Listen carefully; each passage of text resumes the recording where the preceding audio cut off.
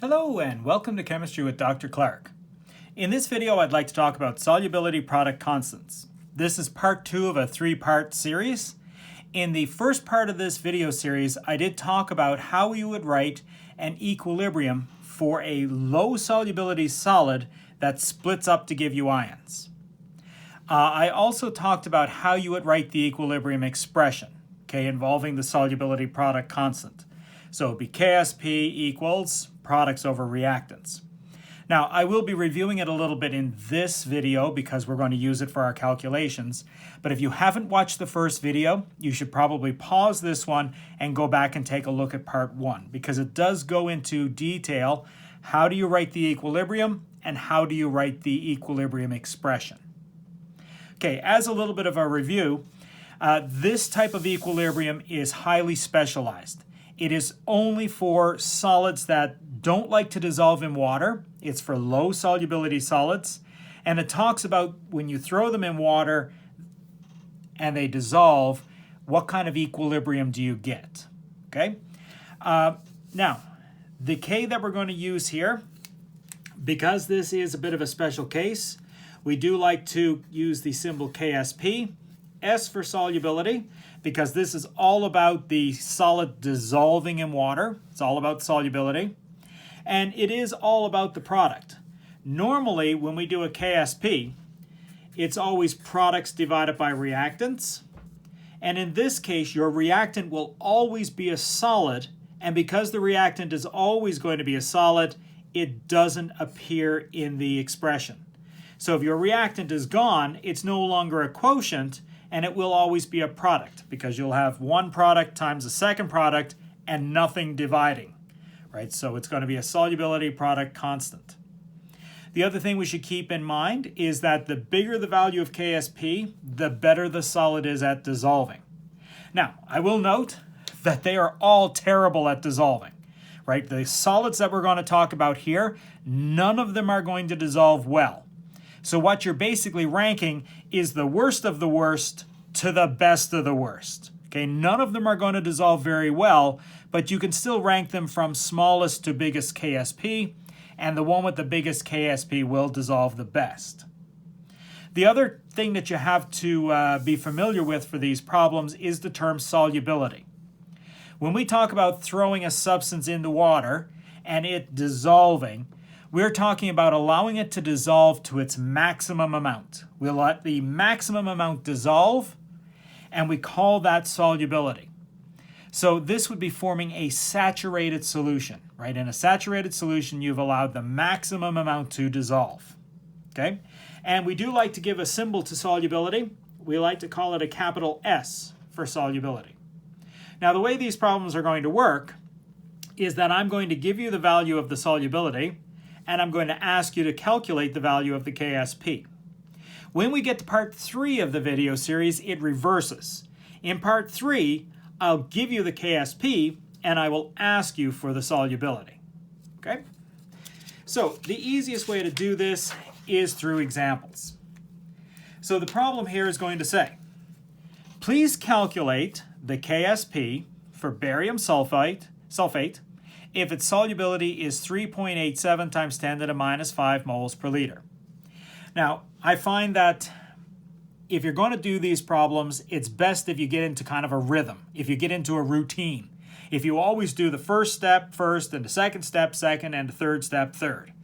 Okay, so for these problems, I'm going to lay them out as do this first, do this second, do this third, and I'm going to follow that pattern for every single problem in this video, and I will follow it for every single problem in part 3 of this series. Part 1 for these problems will always involve writing out the equilibrium, showing me what the barium sulfate is going to break up to give me. So I'm going to write my equilibrium. You're starting with barium sulfate, and that barium sulfate is a solid. You throw it into the bucket of water, and it's going to split up. What is a barium sulfate going to split up into? Bariums and sulfates. Now, these things will only ever split up into 2 pieces. Do not split them up into more than 2. But if I look at my barium sulfate, barium is going to be the first piece, barium, and the sulfate will be the second piece, SO4. Now, when they're together, and everything is like barium sulfate, barium sulfate, barium sulfate, when it's a solid, they're all together. In order to dissolve, what happens is the water wedges itself in between the bariums and the sulfate and splits them up. So you'll have a sulfate that's surrounded by water. You'll have a barium that's surrounded by water. So when they split up, they become aqueous. So this will be aqueous, and this will also be aqueous. Now there's two important things that you need to do before you're finished with the equilibrium. First, you have to balance it. Second, you have to tell me the charges. And this is where the first part of this video series will come in quite handy, because I do go over it in a bit of detail of how you figure out the charges. So if you look up barium on your periodic table, barium is in group number 2, so it has a 2+ charge. Sulfate is a polyatomic ion, and if you look up sulfate on the polyatomic ion table, it's a 2-.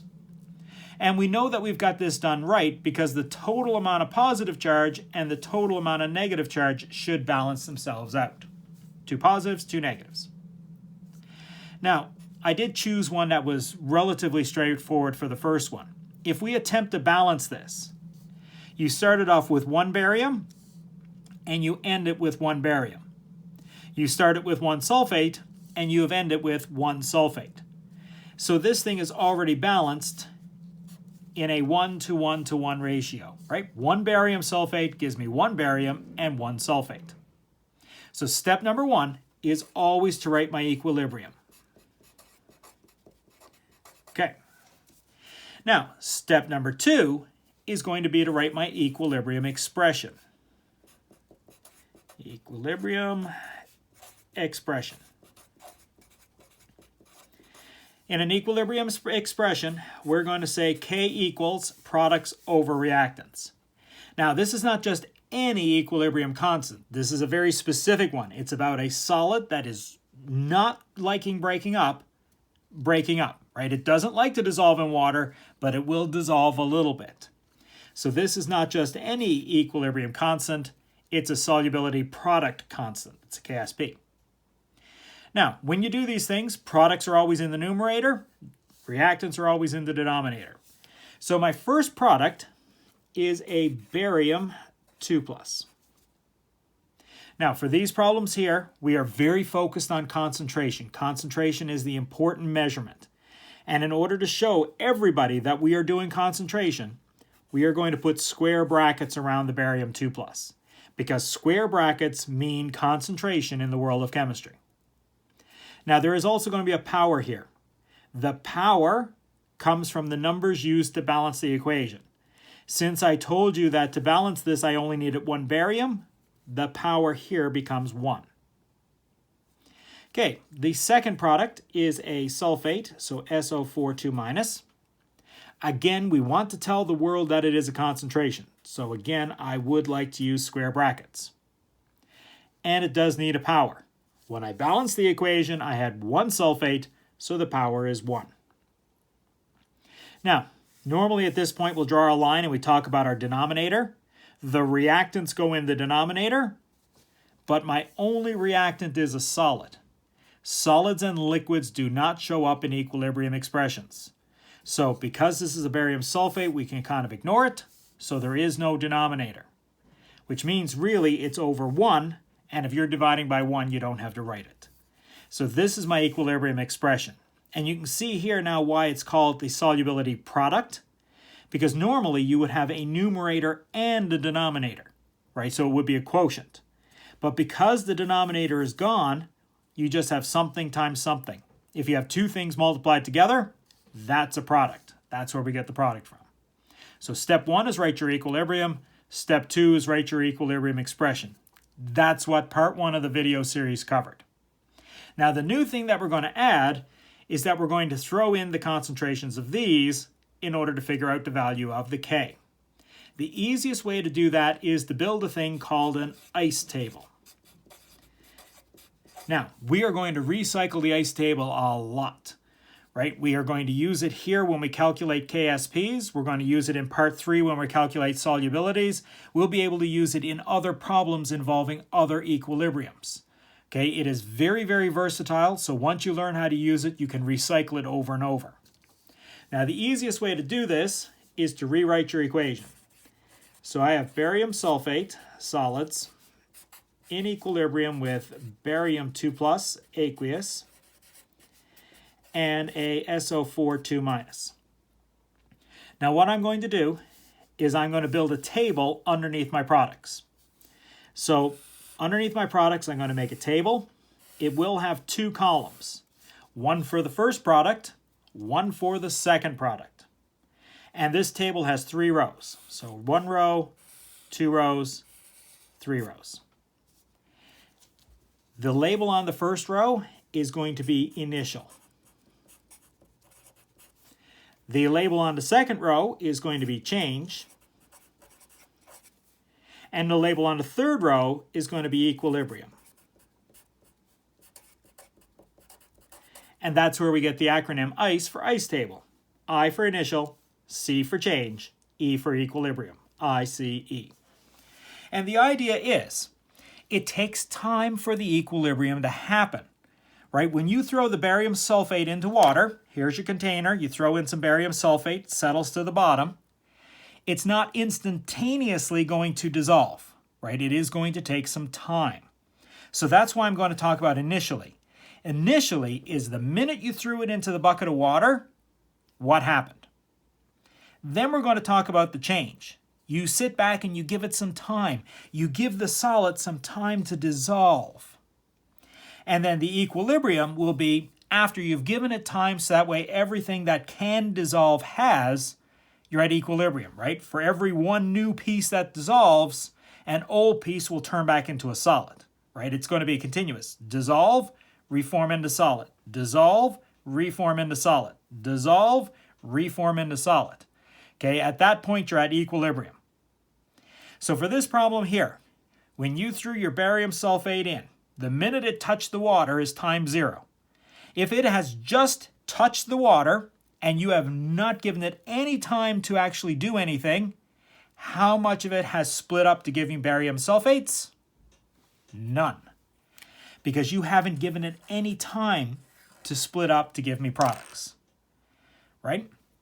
You put in your barium sulfate, you gave it exactly 0 seconds, and in 0 seconds, how much can split up? 0. Okay, so none. Now, if we talk about the change here is always going to be positive. Because if you started off with 0, can you have less? No, right? You're starting with 0. You got to go up. Now, how much barium are you actually going to get? Like when it splits up, how many bariums are you going to have and how many sulfates? I don't know, right? I don't know how much is going to split up. So if you don't know something, you have to give it a symbol. Now, if this was math class, I'd call it X. I'd say, oh, I have X amount of barium. But I don't want to call it X. I want to call it S. And if you remember back from the beginning of this, we talked about S as being the solubility. How much barium and sulfate are going to split off? It's going to be equal to the solubility. How much can dissolve? How much barium and sulfate can split off is how much barium and sulfate can dissolve, right? They are the same idea. So that's going to be S. Now, how much sulfate are you going to get? Well, I don't know, but it's also going to be S. It's going to be the amount that can dissolve, the solubility. Now, the thing that I'm going to mention here in this table, this one here is a nice 1-to-1 relationship. So for every 1 barium, you get 1 sulfate. For some of these problems, it's not going to be 1-to-1, right? Because when you write the chemical formula, you may have more cations or more anions. When we give them both the symbol S, we have to reuse the numbers used to balance. This is going to be 1S and 1S. Because if this problem had given me twice as much sulfate, it would be a 1-to-2. So I put a 2 here to say I had twice as much sulfate. Right? The numbers out in front will give me the ratio because it's not always going to give you 1 cation to 1 anion. Right? So you could have like 2 cations or 3 anions, right? It could be other numbers. So you're going to call these both S, and whatever the numbers were to use to balance, that's going to be the numbers out in front. So if this had been 2-to-3, you'd have 2S and 3S. Now, it's just math. 0 plus 1s.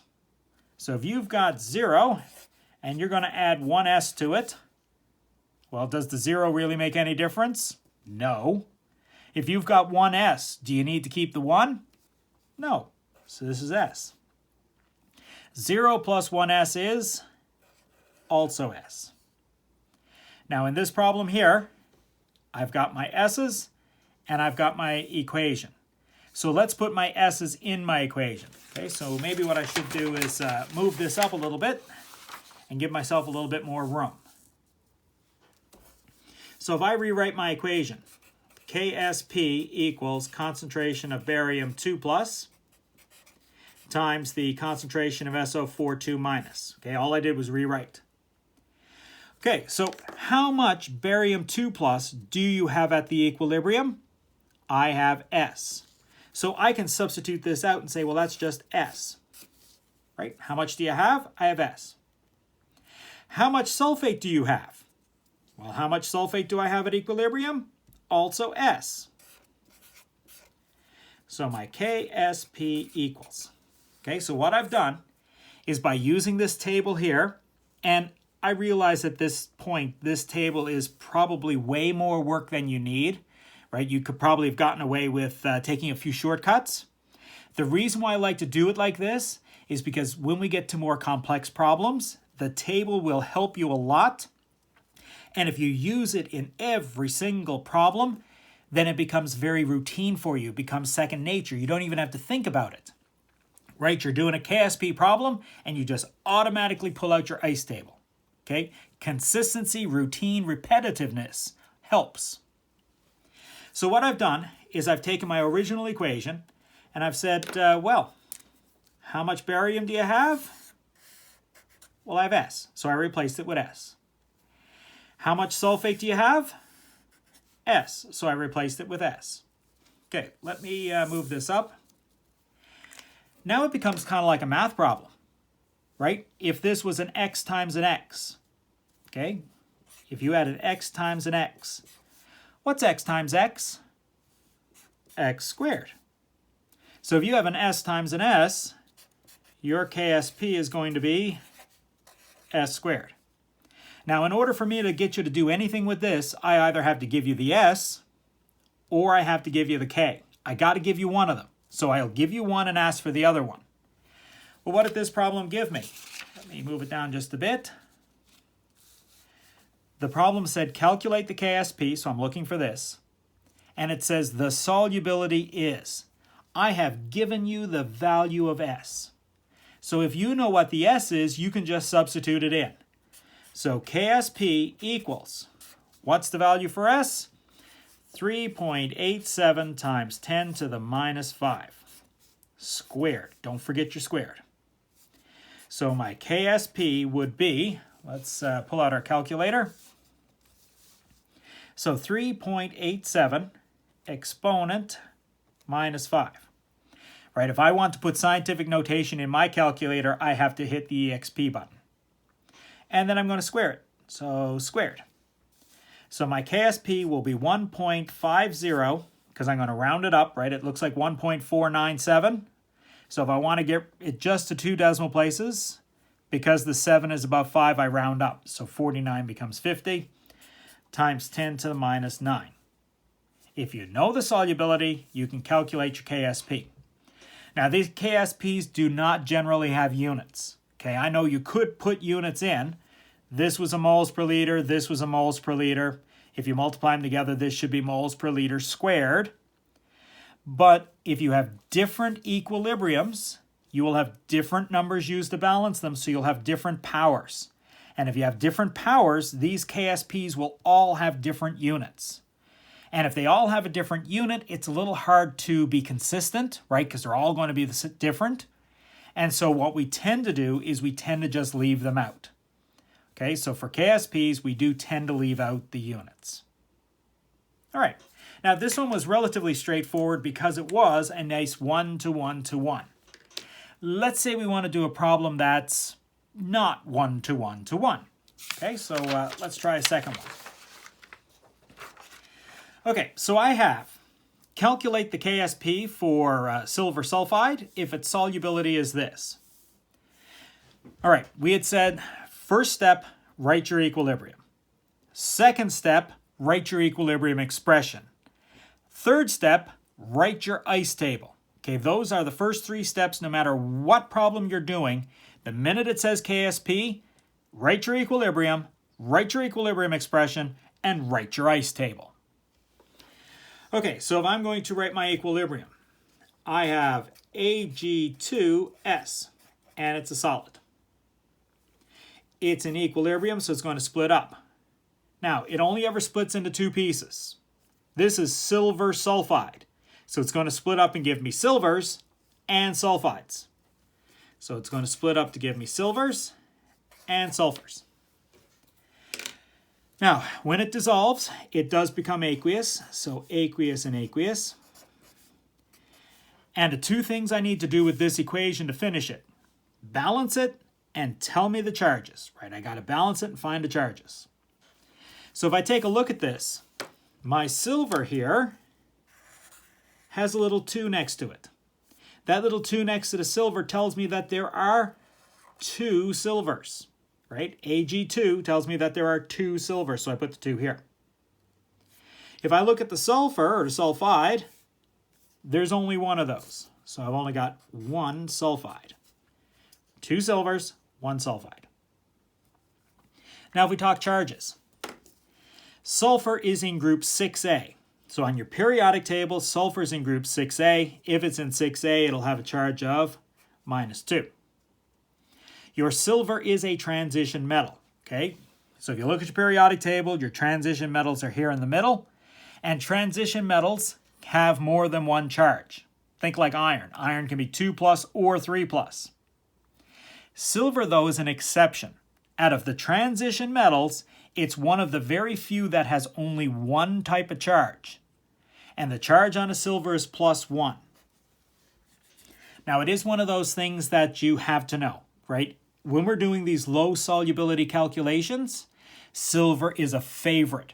Because when silver is partnered with practically everything else, it forms a solid, right? Silver just tends to hate water. So silver will show up a lot, which means it's worth your while to remember that silver is always a +1 charge. Now I'm feeling good about this because remember, total positive charges and total negative charges have got to balance. Silver has a 1+, but there's 2 of them. So 2 times a +1 is +2. Sulfur is a 2-, and there's only one of them, so that's a 2-. So if you got 2+ and 2-, they cancel themselves out, and they balance. Okay, so that's good. Second step is to write your equilibrium expression. KSP equals. Now, I'm setting this one up a little bit different from the last one, because the last time I ended up having to write out my equilibrium a second time for my ice table. I don't want to do that. I'm a chemist. I'm a bit of a lazy person. So when I build my table, I want to have room under my equilibrium to make it right here. So I'm going to move my KSP off to the side so that way I have the room I need. Okay, so for KSP, you take your first product. That's a silver 1+. You put it in square bracket to show concentration. And because I put a 2 in front of it to balance it, this is going to be squared. The second product is an S2-. Again, put it in square brackets to show everybody that it's concentration. And when I balanced it, I put a 1 here. So I put a 1 here as a power. Now remember, if you have 1 as a power, you can leave it out if you want, right? Because we tend not to write in powers of 1. So step 1, write your equilibrium. Step 2, write your equilibrium expression. And I did leave out the denominator, because what goes in the denominator? The reactant. Your reactant is a solid. Are you allowed to include solids? No, you're not. So there's no solid there. Okay, step 3, build yourself an ice table. The ice table is only for the products, and you only need 3 rows. You need to tell me what's happening initially, you need to tell me what the change is, and you need to tell me what happens at equilibrium. So it's an ice table. Initial, change, equilibrium. Now the initial is pretty sweet. If you put your silver sulfide in water, dump it in water, you give it exactly 0 seconds to do something. If you've given it 0 seconds to split up, how much has split up? None. Right? Because you haven't given it any time to split up. Now what's your change going to be? Well, it's going to be positive because you are going to have more of it, right? If you actually give this some time to split up, some of it will split up. So you're actually going to be getting more silver pluses and more sulfide 2 minuses. How much more? Don't exactly know. So let's call them both S. And this is where the numbers in front come into play. For every 1 sulfide that you break up, you're going to break up and get 2 silvers, right? You get twice as much silver as sulfide. It's a 2-to-1 relationship. So instead of a 1S, you're going to have a 2S, right? Twice as much. Now, like the last time, what's 0 plus 2S? 2S.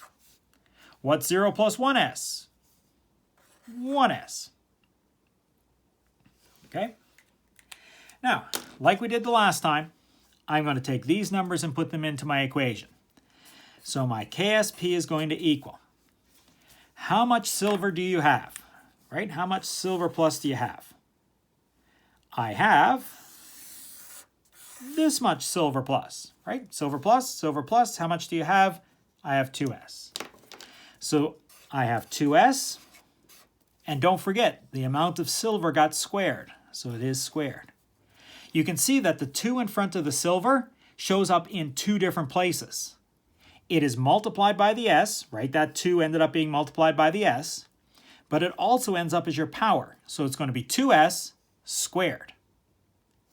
Now, if we talk about your sulfide, here's my sulfide. How much sulfide do I have? I have this much, right? There's my sulfide. Now, you can see this is where the 1's come in, right? This is a 1S. 0 plus 1S is 1S. So there's my 1. What's the power for the sulfide? 1. Okay, the numbers that are used to balance show up in 2 places. They show up in front of the S, but they also show up as powers. Now, this is a bit of a math problem. Okay, if you are happier with X's, you can think of it in terms of X. Okay, let's move it off to the side. If I had 2x squared times x, this squared belongs to both. What's 2 squared? 4. If you square x, you get x squared, right? If I square 2x, I'm going to square both the 2 and the x. So 2 squared is 4, and x squared is x squared times x. If you have an x squared times an x, that's an x cubed, right? We're doing the exact same thing over here with s's. So my KSP would be, square both things. 2 squared is 4. S squared is S squared. And I did put in the 1's here to emphasize that they're both 1's, but really it's just an S. So if you have 4S squared times S, your KSP will be 4S cubed. And just like the last time, I either have to give you the S or I have to give you the K. There's only 2 variables, right? I got to give you one of them. And in this particular problem, I tell you the solubility is. I tell you what the S is. So my KSP is going to be 4 times the S, 1.11 times 10 to the minus 17 cubed. Now, if you're going to do this, remember your order of operations. You've got to do the cubing first, and you multiply by 4 at the end. So my KSP is going to be 1.11 exponent 17 minus. Okay, that's 1.11 times 10 to the minus 17. That's how my calculator shows it. I'm going to raise it to the power of 3, cube it, equals. And then I multiply it by 4, so times 4. So that would give me 5.47 times 10 to the minus 51. Okay, 5.47 times 10 to the minus 51. Now, one of the biggest issues you're going to have with these problems is not really the problem itself. It's going to be making your calculator do the calculation for you. Okay, so my suggestion is that you go back through the video, you get as far as where the original problem is and then pause it, attempt to work through all the calculations yourself, and then check your answer against mine and see where you went right and where you went wrong. Practice is key for these, okay? And you need to do them the same every single time. So if we do just one more, okay, and we'll follow the pattern, we'll do it the same as we've done all the rest. I've got PB3, PO4 twice. The reactant is always a solid. If I look at the two pieces that I have here, PB is a lead, PO4 is a phosphate. So it will split up to give me PB and PO4. When they split up, they always become aqueous.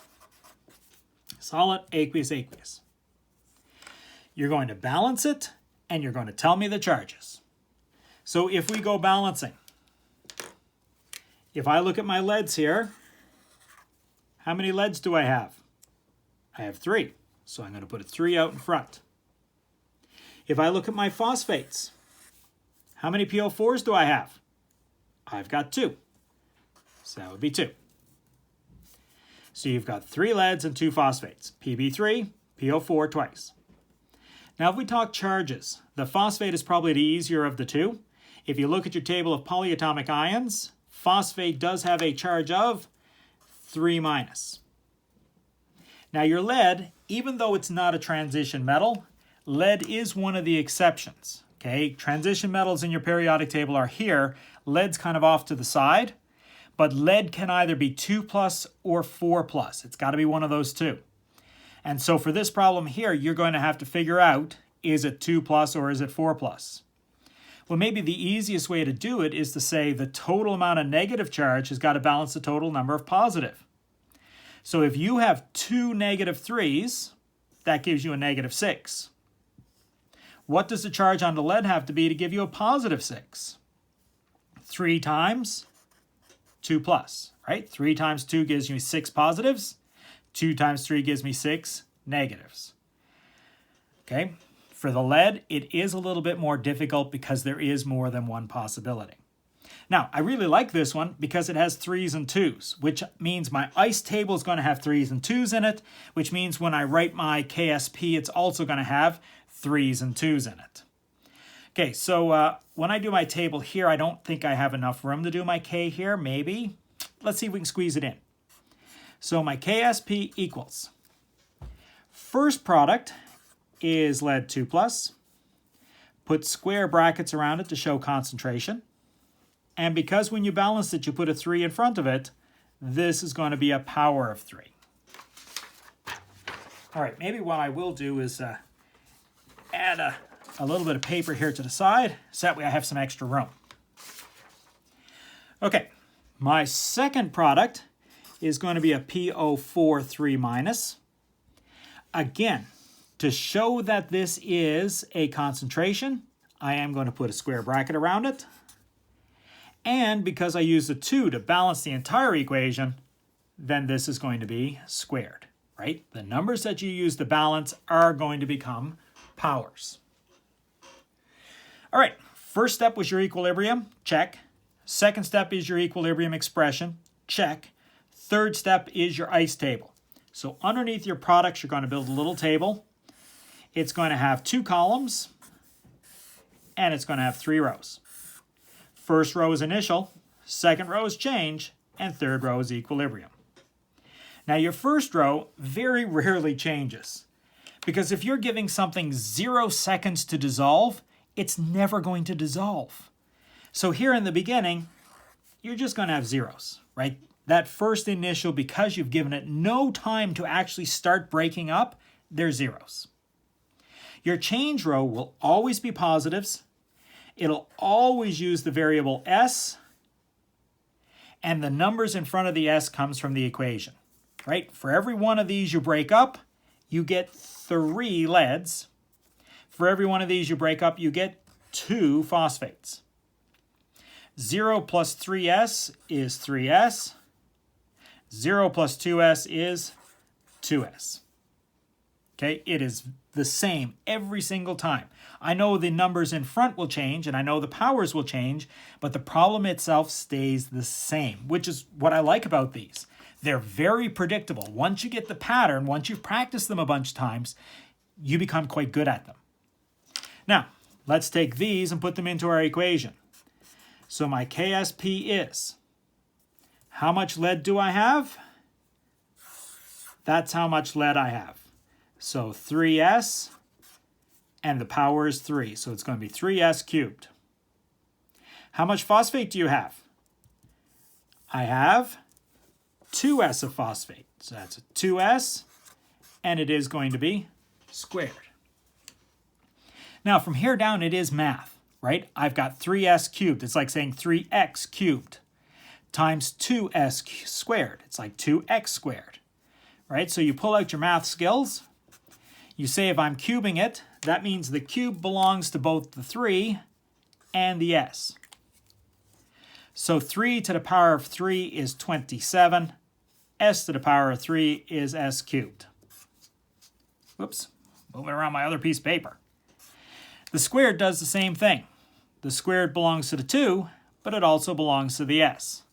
So 2 squared would be 4, and s squared is s squared.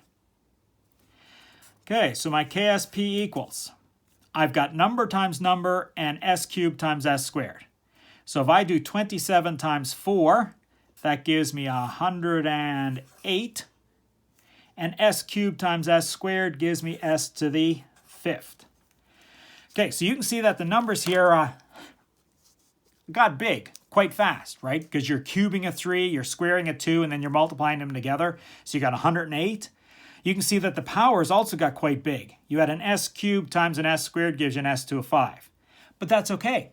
This problem is really no different from the last ones. I'm either going to give you the k or I'm going to give you the s. In this case, I gave you the s, right? I told you the solubility is. So for this problem here, KSP equals 108 times 6.21 times 10 to the power of minus 12 to the power of 5. Do the power first, do the multiply by 108 second. Okay, so 6.21 exponent 12 minus. Okay, 6.21 times 10 to the minus 12, that's that.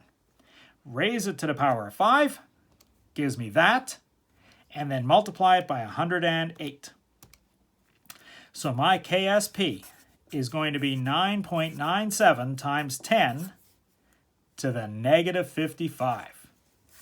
That's an extremely small value of K, which means that this lead 2-phosphate really doesn't like to break up very much. Okay, it will break up a little tiny bit. It will dissolve a little bit, so you'll get a little bit of this and a little bit of this, but you don't get very much at all. It's a very, very tiny amount. So these are KSP problems. This is a problem where I give you the solubility and I ask for KSP. In part 3 of this series, I'm going to do the reverse. I'm going to give you the K and ask for the S. Now, the problem is going to look almost identical. You're still going to write your equilibrium. You're still going to write your equilibrium expression. You're still going to do your ice table. You're still going to substitute them in. But when you get all the way down here to this almost last step, instead of knowing the S, you're going to know the K. So the last type of problem is virtually the same. It's just the last couple of steps are switched around, right? And that's why we love these problems so much. They are so repetitive. Once you find the pattern and you practice a lot, then you really get good at them. So once again, I'd like to thank you for joining me here at Chemistry with Dr. Clark.